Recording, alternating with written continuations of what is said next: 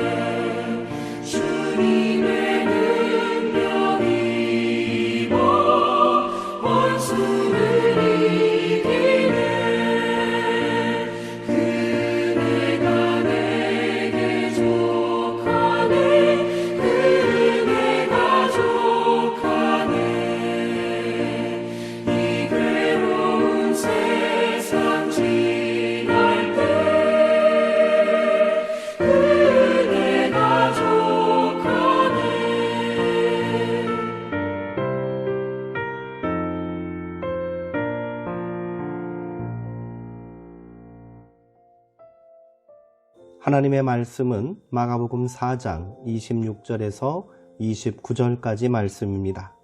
신약성경 59쪽에 있습니다. 이제 제가 하나님의 말씀을 강독하겠습니다.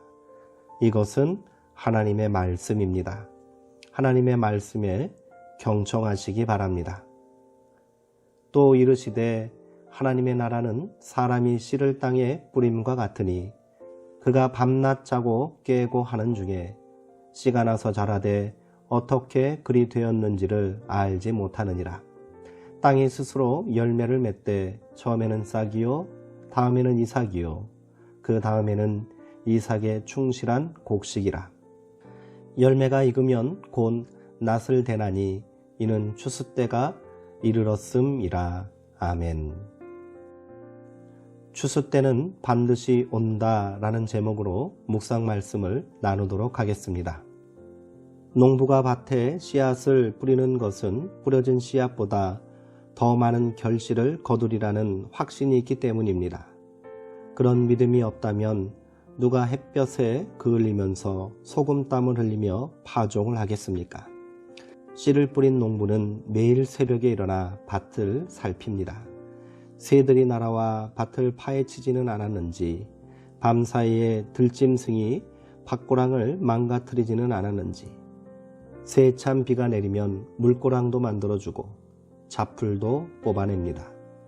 작물들은 농부의 발소리를 듣고 자란다는 말이 있습니다.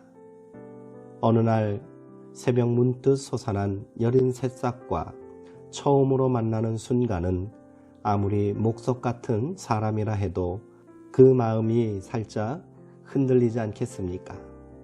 그런데 그 싹을 틔운 것은 농부일까요? 그렇지 않습니다. 농부에게는 싹을 틔울 능력이 없습니다. 성경은 생명이 움트고 자라는 과정을 저절로라는 한마디 말로 요약합니다. 저절로라는 단어의 사전적 의미는 다른 힘을 빌리지 않고 저 스스로, 인공을 가하지 않고 자연스러운 힘으로 라는 뜻입니다. 그러니까 생명이 저절로 자란다는 말은 생명의 성장에는 인위적인 노력이 큰 의미가 없다는 말이 됩니다. 맥락을 제거하고 보면 이 말은 별 문제가 없어 보입니다. 하지만 우리가 잊지 말아야 할 것이 있습니다. 이 비유가 말하고자 하는 것은 하나님 나라는 인간의 노력으로 성취될 수 있는 것이 아니라는 것입니다. 이런 진술은 역사를 새롭게 하기 위해 피와 땀을 흘리는 이들의 수고와 노력을 폄하하는 것 같아 불편하기도 합니다. 만일 우리의 선한 노력이 하나님 나라의 성장과 아무 관계가 없다면 우리는 무기력증과 숙명론에 빠질 수밖에 없습니다. 일단의 신학자들은 인간은 하나님 나라를 만들 수 없다고 말하면서 종말론적인 하나님 나라를 그저 기다려야 한다고 말합니다. 정말 그런 것일까요? 이 비유는 인간의 노력이 무의미하다고 말하려는 게 아닙니다. 지나친 낙관론과 비관론을 경계하라는 말이지요. 이 비유는 열혈 당원들의 투쟁이라는 맥락 가운데서 보아야 합니다. 그들은 로마를 하나님의 뜻을 거스르는 집단으로 보았습니다. 따라서 그들을 물리치는 것은 하나님의 통치를 꿈꾸는 이들의 마땅한 의무라고 생각했습니다. 그들은 폭력도 배제하지 않았습니다. 아니, 폭력이 아니고는 로마를 몰아낼 방법이 없다고 여겼겠지요. 그들의 뜨거운 열정은 소중하지만 그 열정은 더 큰 폭력을 초래할 수도 있습니다. 로마는 저항하는 무리들을 가차없이 응징하곤 했습니다.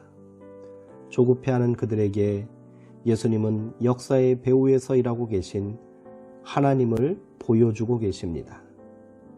땅에 묻힌 씨앗이 저절로 자라는 것처럼 역사는 추수를 향해 나아가고 있으니 조급해하지 말라는 것이지요.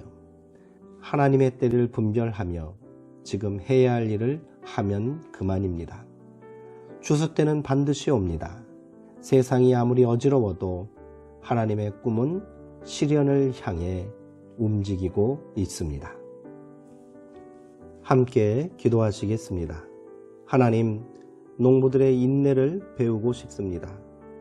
그들은 아무리 가물어도 파종을 포기하지 않습니다.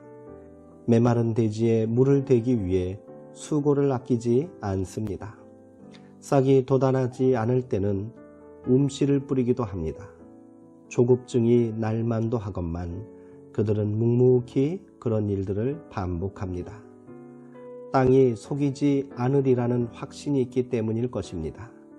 주님, 우리는 역사의 주인이 하나님이심을 믿습니다.